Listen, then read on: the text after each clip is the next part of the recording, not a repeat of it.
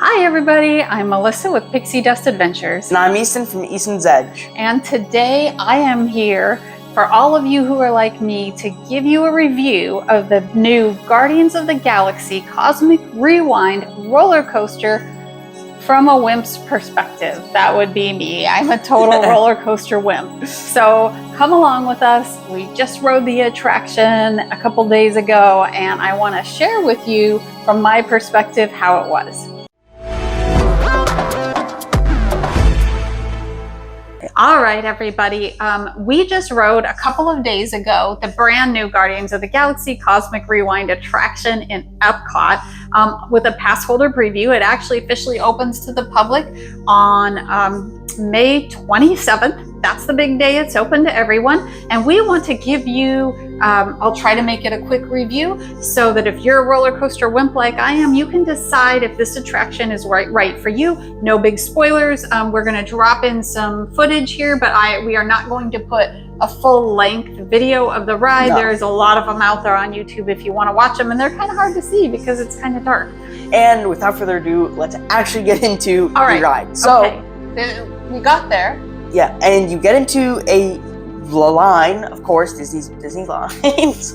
Out front of the attraction. Right. And so the line was actually outside of the original line because it's popular right now. So you get into a line outside, and once you get inside, it gets into the actual Guardians of the Galaxy thing. So you're looking up at the ceiling, and there's like almost a dome, and you're watching this kind of small show, almost, and she's AI person is telling you about Xandar, which is why it takes place, which I forgot to mention. There's a Xandarian starship, which is amazing, right out front of the attraction. Definitely photo spot worthy. Yes. But you get to go through here, and there's holograms of the Guardians of the Galaxy talking, and there's all these intricate little models of the Milano and you all go the through ships. Oh yeah, those little models are amazing, and you go through the ride queue and you go through different rooms and different little phases to keep you entertained while you're in line. Exactly. But I did feel like the line moved steadily. It didn't ever stop long enough for yours truly to chicken out and find an exit door. So it kept on moving because let me tell you people, I do have some serious ride queue anxiety. It's a thing. Those of you who are like me, drop a comment down below. You know what I'm talking about ride queue anxiety. Like you can't even sleep a couple nights before you're gonna ride a new roller coaster because you're afraid to ride it, but you have serious FOMO. If you don't know what that is, fear of missing out. So you don't want to miss out, but you're afraid to ride it. So I get so anxious in the ride queues. If you're like me and you'll ride anything in Disney World, still drop a comment. Yeah, let us know. And hey, if you've ridden Guardians of the Galaxy and maybe you are or are not a roller coaster wimp, drop a comment down below and let us know your opinion on what you thought about the ride because everyone's experience is different. Back to the attraction. We're in the ride queue, going through this really fascinating queue. How did you compare this to like the Star Wars attractions, this ride queue? Compared to Rise of the Resistance, they're very, very similar. You go through the line, you get into a room, and there's a show. I'm not going to spoil it because if you're like me, you don't want spoilers, but there's a show. Then you go into another line, just like Rise of the Resistance. I would still say, though, Rise of the Resistance better. I like Marvel better and Guardians, and I wanted it to be better, but I feel like in the Rise line, there's more details, there's more stuff to look at. Right, I think so too. Maybe even the Millennium Falcon and Rise of the Resistance, I think the ride queues are better. Not that this one is bad by any means. It's hard to measure up to Star Wars because also Star Wars has an entire land built around it, whereas this is just one single attraction in Epcot. Okay, moving on, right? You go through all these fascinating ride queues that keep your mind busy, keep you moving. It's nice and cool and air conditioned indoors, even though the ride queue did start outside of the attraction. But then it's time to get on the roller coaster, right? Right. So you get on the roller coaster, and by the way, there isn't, unlike Rock and Roller Coaster where that has like the thing that comes down and fastens you in and you have like a head support, this is just a little bar that goes around your waist and secures you in like Mine Train and Slinky Dog and rides like that. So I would compare it for the feeling probably to Seven Dwarfs Mine Train, because it does really snug you down in there tight, but it's good because it gives you a secure feeling. Yes, and there's nice handles that you can hold. It's amazing. It's a long roller coaster train. Yes. And each of the roller coaster individual cars seat 4 people, and we are a family 4. And my nicest older son said, "Come on, Mom, you have to ride it because I don't want to ride next to a stranger." So he didn't really care if I was afraid or not. He just didn't want to ride it next to a stranger. So he's crazy. But yeah, each one of the little individual cars, because they are omnicoasters, so like the Doom buggies on Haunted Mansion, and they turn individually as the whole roller coaster moves forward. I personally love this because you get to see more of the action. So they face you toward what's going on. You don't have to look. It's amazing. Right. Okay. But anyway, here we go. We're taking off on this Guardians of the Galaxy roller coaster. It takes off at a good speed, but not fast, because you're moving into the story. And I had done my research and watched YouTube videos to try to calm my nerves. And I had heard all about the backwards launch and how this is Walt Disney World's longest roller coaster and also their first ever backwards launch. So we're going forward up into the story where this whole story takes place and occurs, and I know what's coming next. We're going backwards, right? So I'm holding on as tight as I can, and I'm getting ready to scream. And we go backwards, and I didn't even scream. It was fast, but it was so smooth. And you go backwards for a little while, and then your car turns sideways. So you're actually moving sideways because you're facing what they want you to see in the attraction. I have to say that going sideways at high speeds around corners and feeling the G's sideways is a unique experience. I have never ridden anything like that, but it's super fun. Right, it is. It is really fast. So the backwards launch, though, this is for the roller coaster wimps out there, we would probably compare it to the launch on Slinky Dog, right? Yeah, but just not as extreme. Or, well, no, I'd say almost identical extremity, but just backwards. Right. It's not extreme, it's not really fast, and it's very, very smooth. So the smoothness of this roller coaster, it's not jerky at all, does make a big difference in how it feels to you. But we went backwards. I thought I was going to scream, didn't scream at all. I was having a great time. I was listening to music. There are 6 different songs you can get that are random on this roller coaster.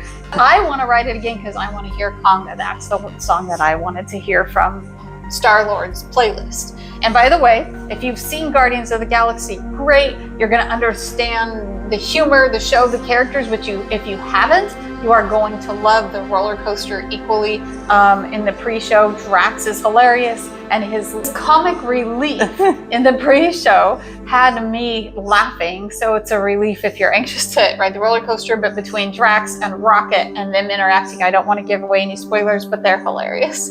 They are hilarious. They're so funny. By the way, there are 6 different songs from Star-Lord's playlist that you may hear during the roller coaster, which will be up on screen now. Right. There you go. Yep. Pick one of those 6 songs for sure or you don't pick the song. Not like on Rock and Roller Coaster, you don't pick the song. It is random. But anyway, I've gotten off track. Good thing the roller coaster is on a track. Because we were talking about launching backwards, and then your roller coaster vehicle moves sideways, so you are actually moving quickly sideways. I liked this. I heard it was dark, so that freaks me out because I don't like to be in the dark. I don't like Space Mountain because I can't see what's coming at me, and I like to be able to see where I'm going. So you could see each other and you could see the track. You could look and see the track, and you could see where you were going to go. This roller coaster doesn't have any intense drops, so that stomach in your throat feeling that you get, it's not there for those of us who are roller coaster wimps. It doesn't happen at all on this ride. However, there are G's. You do feel G's because it is moving relatively quickly and in a circular pattern, and kind of tilting just slightly to put you so you can see what's in the show. So there are some G's. It was smooth. It was fun. I enjoyed it. When the ride ends, I was dizzy.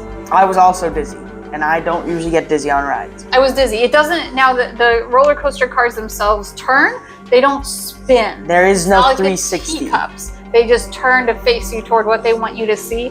But I was dizzy, and I will confess, I did take a 24-hour non-drowsy Dramamine the night before, and it was not so much because I was afraid of getting motion sick, even though I do experience motion sickness in cars and on some rough cruises and things like that. But I took it because it eased my nerves and my ride queue anxiety. It is a thing, but I still was feeling dizzy when the attraction ended.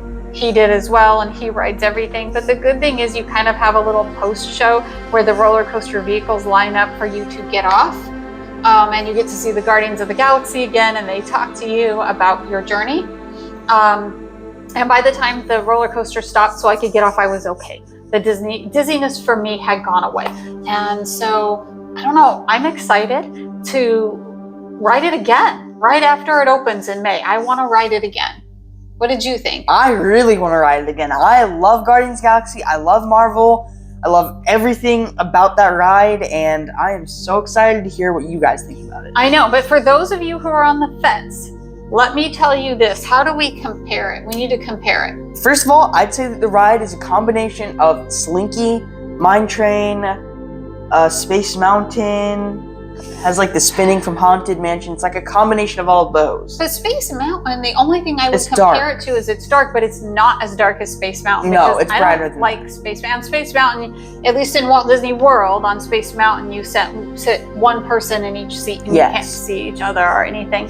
It's a little more extreme than maybe Slinky Dog, Thunder Mountain, and definitely more extreme than Seven Dwarfs Mine Train. So if you don't like Slinky Dog, Thunder Mountain, or Seven Dwarfs, you maybe don't want to try this one unless you're feeling really adventurous. I'm gonna ride it again. I want to hear what you guys think. Make sure you like, subscribe, and leave a comment down below. Leave a comment down below about what you think about the attraction. Make sure to let us know if you're like her and you're a Wimp and you don't like riding these things, or if you're like me and you love to ride these things and you're an adrenaline junkie. I know, he wants to hear from the adrenaline junkies. I want to hear from all the roller coaster wimps out there. What did you think of the attraction? By the way, I just want to give a shout out. Kudos to you, Troy. He works at the Millennium Falcon attraction right now and is moving to the Rise of the Resistance attraction, but he helped me kind of rank this ride to begin with, so I wasn't completely too chicken to ride it and could talk myself into getting on. Thank you, because